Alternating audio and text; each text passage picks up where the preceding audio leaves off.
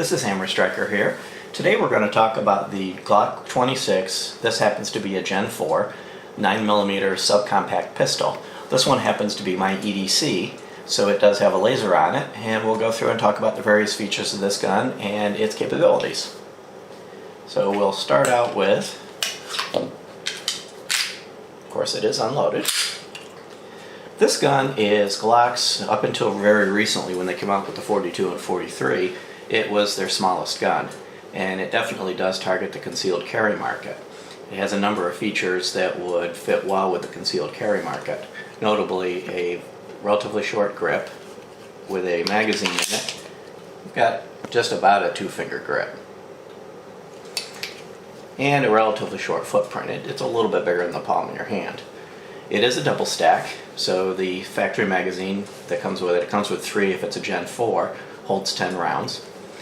Being a Gen 4, this does have the rough texture finish, and they call it rough texture, but it's grippy, but it's not painful. It doesn't tear your skin or hurt, but it definitely is grippy. You're not going to lose your grip on this gun.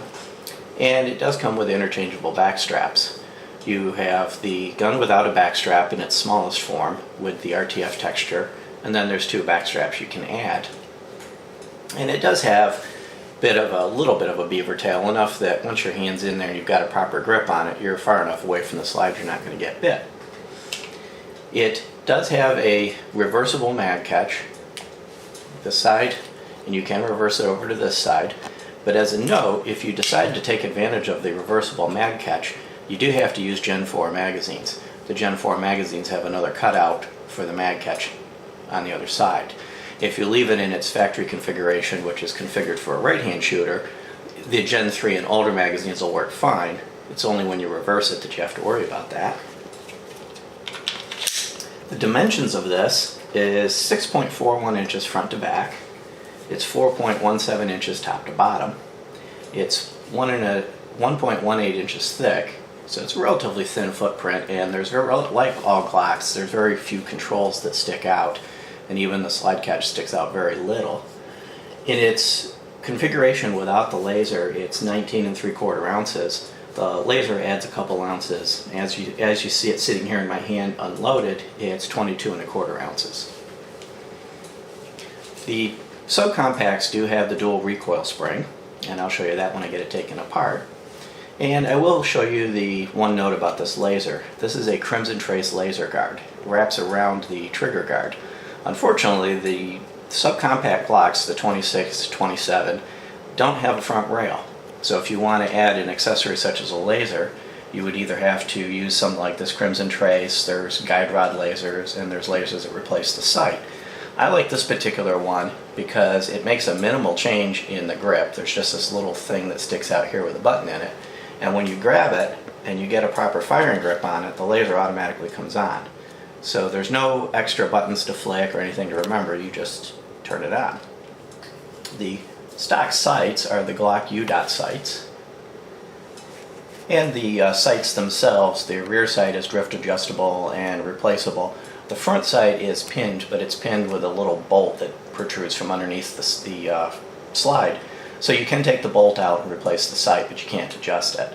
There's a whole host of aftermarket sights available for Glocks, which would include tritium fiber optic, little lasers that replace the rear sight. There's a whole lot of options, but I really do like the factory sights. I found them very, very easy to acquire and very easy to see. The concept of a laser, treat that like any other aid, just like analog brakes on your car. Make sure that you can use the gun properly with the laser and also train without it. That way, in the event of a laser failure, you can fail over to the sights. Disassembling this gun is relatively easy. Like all Glocks, check the magazine, verify that it's unloaded, and pointing in a safe direction, pull the trigger. It is necessary to pull the trigger to disengage the sear, but long before you get to the point of pulling the trigger in a disassembly process, you should have already verified that it's clear, so that shouldn't be much of an issue. Then you have to pull the slide back a little bit and pull down on these little tangs, and they're on both sides of the gun. There's another one on the other side. And some people have a hard time with it. There's little tools like this one that'll help you get a hold of those. But the easiest way to pull the slide back is to put your hand on it like this and just close your hand a little bit. All you're trying to do is take the tension. So you'll notice I'm only pulling the slide back just a fraction of an inch. Take the tension off that, pull down on these, push the slide forward, and it'll pop right off. The Glock frame is very similar to many others that you see, and it's pretty much standard across the entire Glock line. The size of them may vary, but the basic layout's the same. A very robust rail system at the front, nice solid locking block.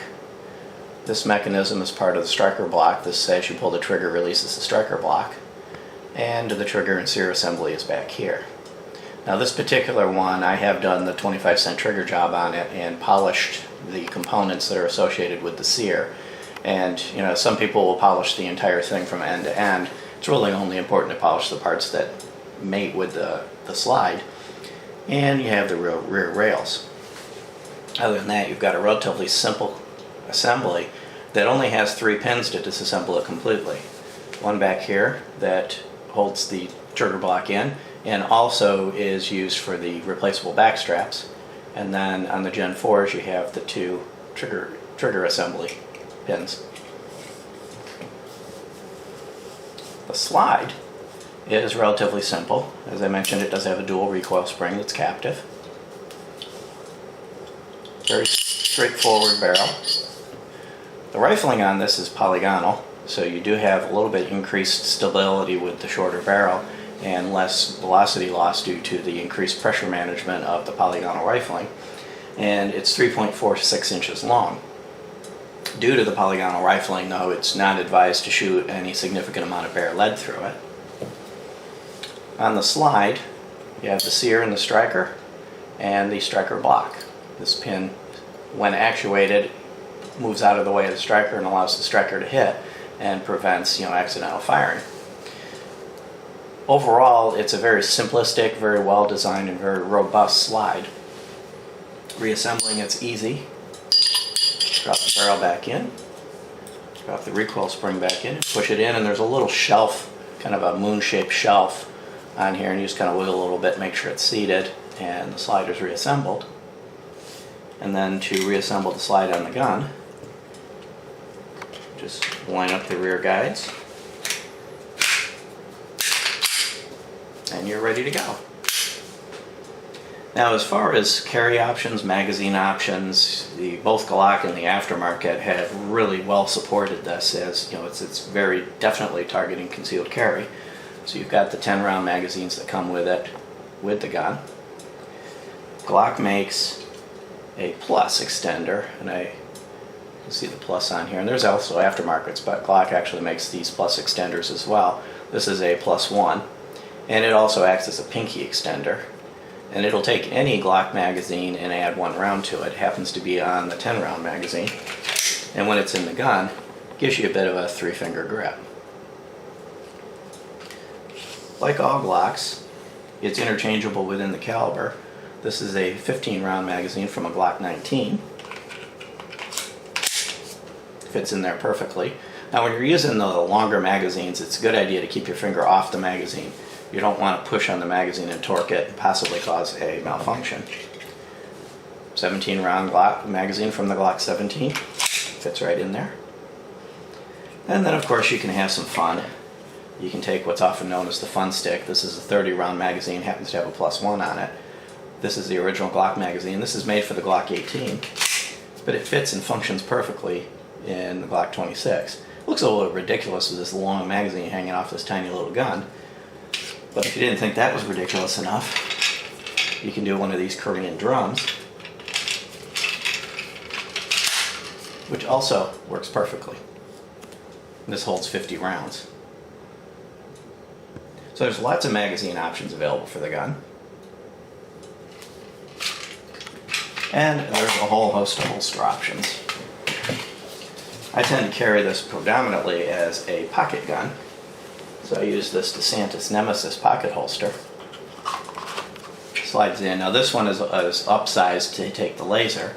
They also make one that's a little bit smaller in the trigger area to hold the gun. The important factor of this is it keeps the trigger covered.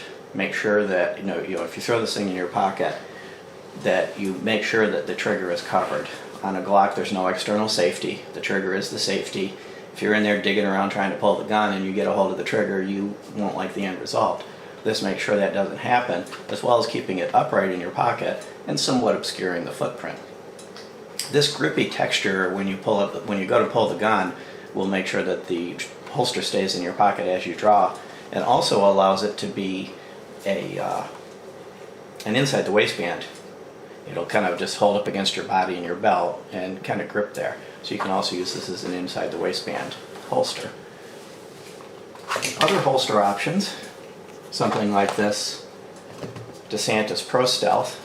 This is definitely designed to be an inside the waistband holster, and it's reversible. And it comes with a little magazine holder on it. And the gun slides in, clips to your belt, and again, your trigger's covered. And this is a little more secure as an inside the waistband holster than the Nemesis because of the clip. It makes sure that it stays in place. These Sneaky Petes are a very popular way of carrying your gun like this when the clothing you're wearing isn't going to facilitate either inside the waistband or pocket. This is outside the waistband, but it looks like a PDA case and allows you to slide it in there, close it up, put it on your belt, dual clips, and to draw the gun you simply put your thumb under here, pull the gun, and away you go. And if you didn't have the laser on it, there's a whole host of standard, Kydex outside the waistband holsters. Most of these grip around the trigger guard, so they won't work with the laser, but without the laser this would be an option. So overall it's a very flexible gun. It's suitable for inside the waist or concealed carry. It's actually very fun to shoot at the range and very easy to shoot well. It manages recoil exceptionally well, so it's not just a carry gun. It's also would make a good nightstand, range, pretty much any type of use. And overall, this gun has served me quite well and been exceptionally reliable. One thing I'll just take a quick second out and show you. These things, I'll put in the comments where to get these, but basically what you would do with this is you'd bring it up underneath here, put it on those things, squeeze it with your finger and pull down. And it just gives you additional grip, the ability to pull that release more easily. Overall, if you're looking for a concealed carry gun, something like this, it would be in the same territory as like the SR9C, the M&Ps, the XDM 3.8s. There's a whole list of guns that are in this particular realm. One of the advantages of the Glock is consistency across the entire line. This thing works the same as any of the other Glocks. The trigger from the factory is right around 5.5 pounds. With the minus connector that I've put in this and the trigger polishing, it's coming in around 4 pounds. And I'll show you how the trigger works on this. It's a very nice trigger. A little bit of take up. Then a very crisp break. Very short reset, and it's an audible and tactile reset. Then the break. So overall, you've got a very easy to use trigger that is very reliable. It's easy to detect when it's going to break, and it's heavy enough to be safe, but it's light enough to make sure that you stay accurate, stay on your target, pull the gun as you're trying to pull the trigger. And you can use it with or without the reset. One of the things you'll notice on a Glock, the trigger does stay back until it's cycled. So there's my EDC, the Glock 26. Hang on for some more range footage. If you like our videos, please share, subscribe, give us a thumbs up. Have a great day. Thank you.